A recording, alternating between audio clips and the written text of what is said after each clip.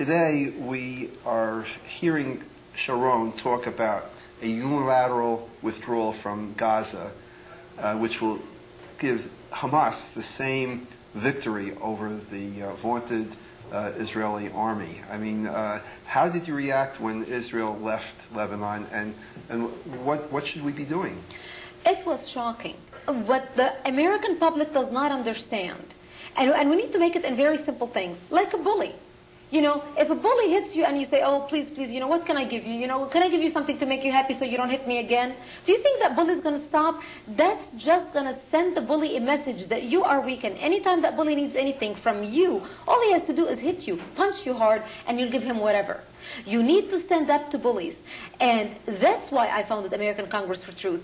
There is so much information that people need to know and understand about the politics of the Middle East. When Israel withdrew from South Lebanon, it sent a message to not only Hezbollah, a message to all the terrorist organizations in the world. You pick at your enemy one at a time, kill one at a time, exactly what they're doing in Iraq, and your enemy will withdraw and you will win. They looked at Israel as a coward, and they knew Israel is no longer the power it used to be. Israel is a coward. Israel is not the Israel of 1967. It's not the Israel of 1973. Al-Qaeda, Osama bin Laden said it himself about the United States pulling out of Lebanon when the Muslims bombed the Marines in Lebanon in 1983, and they withdrew. Osama bin Laden said, we saw what America did. America tucked its tail between its legs and left. We knew America is no longer the power it used to be. And they strengthened, and they strengthened, and you have September 11th as the opening act. And actually, that was not even the opening act. I'm sorry. 1993, the first attack of the World Trade Center was the opening act. What did we do? The problem now with civilized countries, we're thinking because we're so civilized, you and I, here we are, three people from different backgrounds.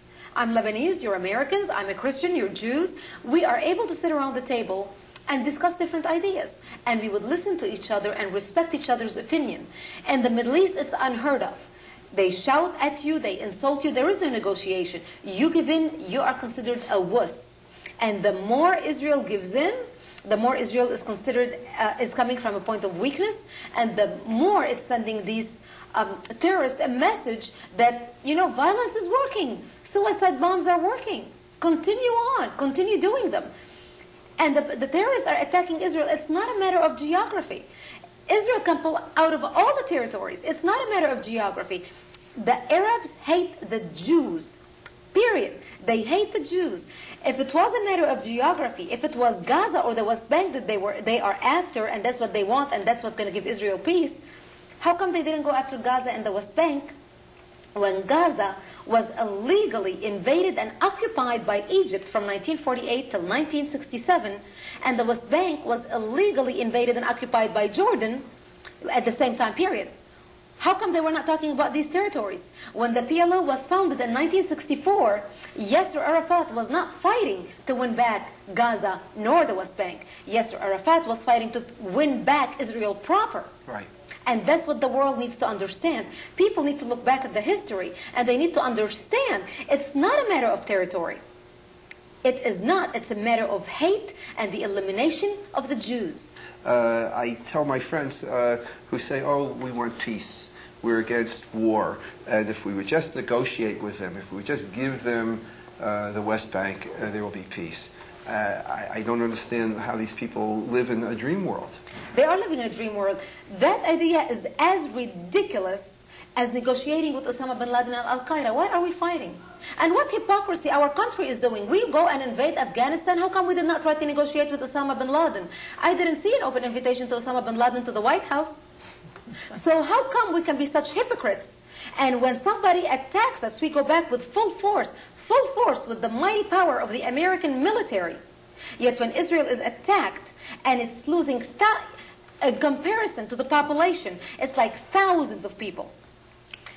And how come we're trying to negotiate with the Palestinians? What was the quote that President Bush just said? We have to destroy the terrorists. Terror. But even today, now, Sheikh Yassin, the blind cleric, as they always refer to him, has been eliminated by the Israeli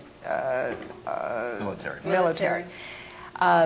And where the world should be rejoicing that this leader of Hamas has been eliminated from the scene, just as they would rejoice, I would think, when if Osama bin Laden were captured, and everyone was so happy when Saddam Hussein was captured. Instead, they're raising questions about whether Israel did the right thing in eliminating this man. Goes to show you the lack of knowledge and the lack of education in our people to even think that way. A lot of people have not read the charter of Hamas that he wrote. I'm going to show you what this man wrote. This is in the charter, Article 22. I know we don't have a lot of time, but this is important. Here's what this man wrote. He's a world terrorist. He's not only, don't be fooled by the scenery of this old, poor, frail man in a wheelchair. This man who wrote the charter of Hamas, and here's what the charter says. They also, speaking of the enemy, they also use this wealth to stir revolutions in different parts of the world in order to fulfill their interest and reap their fruits. With their money, they created secret organizations that spread around the world in order to destroy societies and carry out Zionist interests. Such organizations are the Freemasons, Rotary Clubs, Lions Clubs, Bnei B'rith, and the like. All of them are destructive espionage organizations. I wonder how many Rotary Club members, Lion Club members, Christians all over the world who are involved with these types of organizations know that that man calls them the enemy and asks for their destruction. Hamas is the cancer that's spreading around the world, and it's not only killing Israel. Israel may be the immediate organ attached to Hamas. Hamas is already spreading in the whole body of the civilized world, and Hamas has the largest infrastructure, terrorist infrastructure in the United States of all terrorist organizations. And money also. And money.